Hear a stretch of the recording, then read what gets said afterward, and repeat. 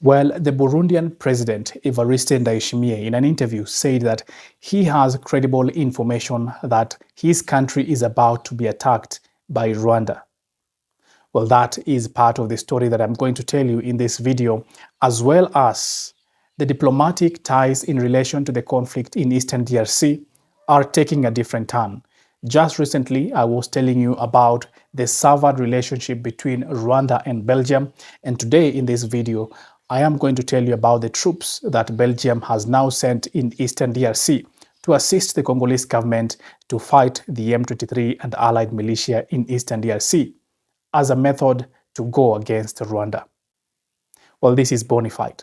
If you haven't subscribed, kindly subscribe and hit that notification button so that when I release something new on the DRC crisis, you get notified as soon as possible.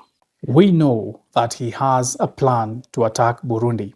Those were the exact words that were used by Evariste Ndayishimiye, the president of Burundi, in regards to the situation and the relationship that Burundi has with Rwanda.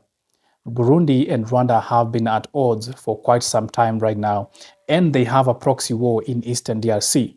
While Burundi is in Eastern DRC to fight the Burundian rebels who want a change in regime in their country, they say that the M23 are backed by the Rwandan forces and they are fighting, both countries are fighting actually in Eastern DRC. Well, the Foreign Ministry of Rwanda said that the statement was unfortunate and that the two countries were holding discussions and had agreed for military and verbal de-escalation. Well, this is the critical and complex situation in Eastern DRC, that we are not only talking about the rebels in Eastern DRC fighting against the government of Kinshasa, we are also talking about countries that have interest and are actively fighting in Eastern DRC.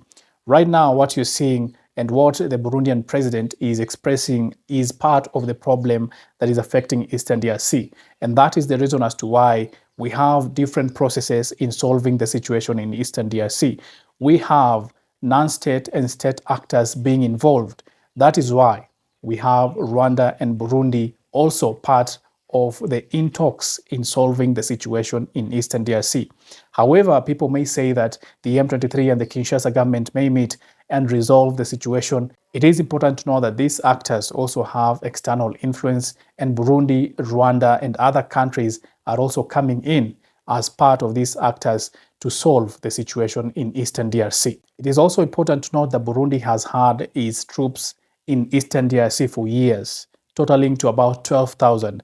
But recently, in February, Burundi reduced the number of troops that are in Eastern DRC fighting the rebels because of the advancement of the M23. And there is information that there have been secret meetings between Rwanda and Burundi to prevent the M23 from taking over Uvira. This is because Burundi sees Uvira as a strategic city and a city that borders its commercial hub, that is Bujumbura, and they would not like the M23 to capture Uvira and be at their border.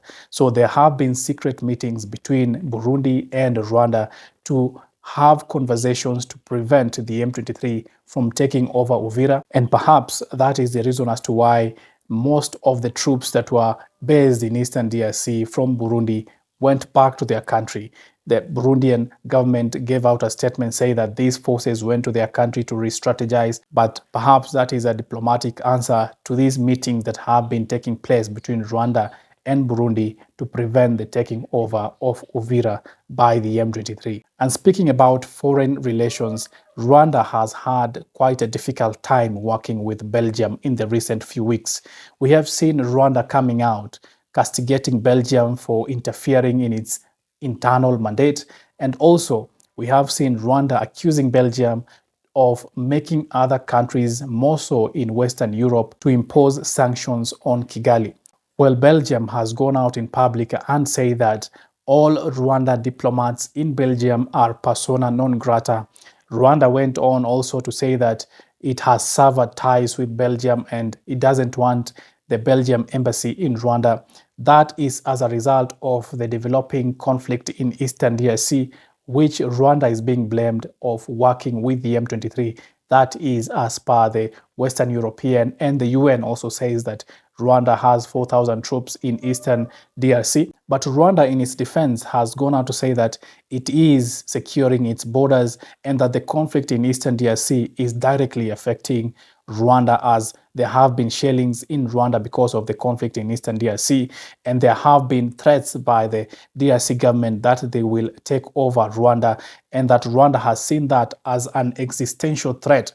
And that is why Rwanda has taken the mandate to secure its borders, to send its troops to the border so that it can prevent the DRC government from doing what the president in DRC has been claiming, that he will fight Rwanda. Well, Belgium has taken these severed relations to the next level, as now it is reported that Belgian troops have been seen in Eastern DRC assisting or training the Congolese army to fight the M23 in the country. Well, that is a report that has come just recently that denotes that there has been an increase, because Belgium training the FARDC is not something new. They have been in Eastern DRC, they have been in DRC working with the Congolese army for quite some time, years. But right now we are seeing an upscale, because in 2023, there were about 25 Belgian troops in Eastern DRC working with the FARDC. But just 2 days ago, there was an increase of the Belgian troops that are situated in Eastern DRC to the tune of 300 Belgian troops. That means that right now, the FARDC has a considerable backing of the Belgian troops, who are just 400 kilometers from the positions of the M23. Well, that gives the idea that the Belgian troops are there specifically to create that buffer zone, to create that line that the M23 cannot pass, because they have their base in Luama Kindu, and that is just 400 kilometers from the position of the M23, meaning that they don't want the M23 to go further. And that is not far from Goma, meaning that they are in firing position. They can decide to start to advance towards Goma.